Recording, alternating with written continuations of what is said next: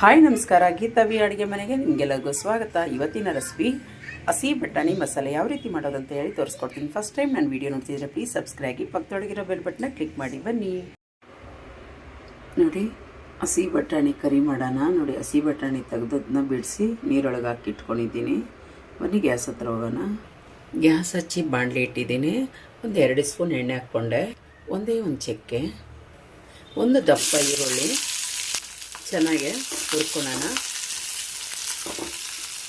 ಸ್ವಲ್ಪ ತೆಂಗಿನಕಾಯಿ, ಇಲ್ಲಾಂದರೆ ಒಂದು 7-8 ಪೀಸು ಸಣ್ಣ ಸಣ್ಣದಾಗಿ ಕಟ್ ಮಾಡ್ಕೊಂಡಿದ್ದೀನಿ ಈ ಸೈಜ್ ಒಳಗೆ.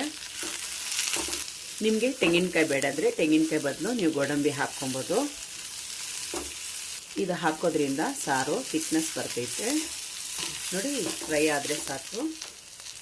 ದೊಡ್ಡದಾಗಿ ನಾನು 2 ಟೊಮೊಟೊ ಕಟ್ ಮಾಡ್ಕೊಂಡಿದ್ದೀನಿ.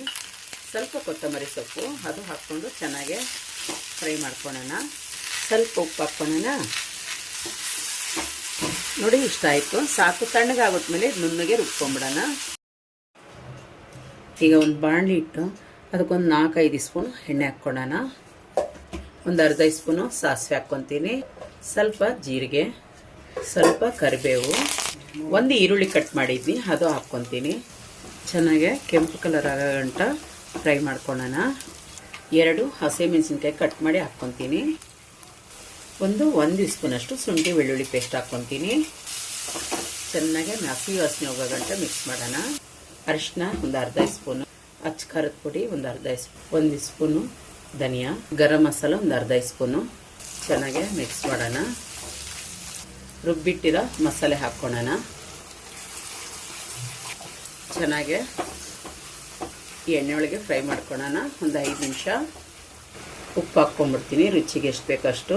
ಉಪ್ಪು ನೋಡ್ಕೊಂಡು ಹಾಕ್ಕೊಂಡ್ರಿ, ಆವಾಗಲೇ ಬೇರೆ ಹಾಕಿದ್ದೀರಾ.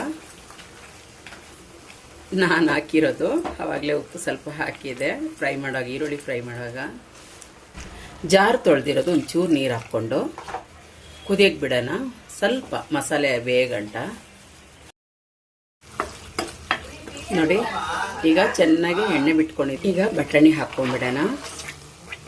ಒಂದು 100 ಗ್ರಾಮ್ ಅಷ್ಟು ಬಟಾಣಿ ಹಾಕಿದ್ದೀನಿ ನಾನು. ಚೆನ್ನಾಗಿ ಮಿಕ್ಸ್ ಮಾಡೋಣ. ಈಗ ನೀರು ಹಾಕೋಣ ಬೇಯಕ್ಕೆ. ಬಟಾಣಿ 1.5 ಲೋಟ ಹಾಕಿದ್ದೀನಿ. ಚೆನ್ನಾಗಿ ಮಿಕ್ಸ್ ಮಾಡ್ಕೊಳ್ಳೋಣ.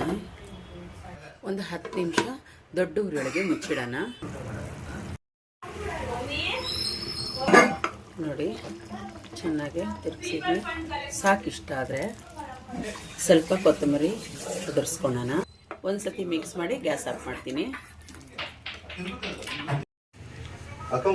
ನೋಡಿದ್ರಲ್ಲ ಯಾವ ರೀತಿ ಮಾಡೋದಂತ ಬಟಾಣಿ ಸಾರು, ಹಸಿ ಬಟಾಣಿ ಸಾರು ಎಷ್ಟು ಚೆನ್ನಾಗಿರ್ತೈತೆ ಗೊತ್ತಾ. ಚಪಾತಿಗೆ ಮತ್ತು ಅನ್ನಕ್ಕೆ ತುಂಬ ಸೂಪರಾಗಿರ್ತೈತೆ. ನಿಮ್ಗೆ ಇಷ್ಟ ಆದರೆ ಪ್ಲೀಸ್ ಒಂದು ಲೈಕ್ ಕೊಡಿ, ಸಬ್ಸ್ಕ್ರೈಬ್ ಆಗಿ, ಪಕ್ಕದೊಳಗಿರೋ ಬೆಲ್ ಬಟನ್ನ ಕ್ಲಿಕ್ ಮಾಡಿ. Thank you. ನನ್ನ ವಿಡಿಯೋ ನೋಡೋದಕ್ಕಾಗಿ. ಬಾಯ್.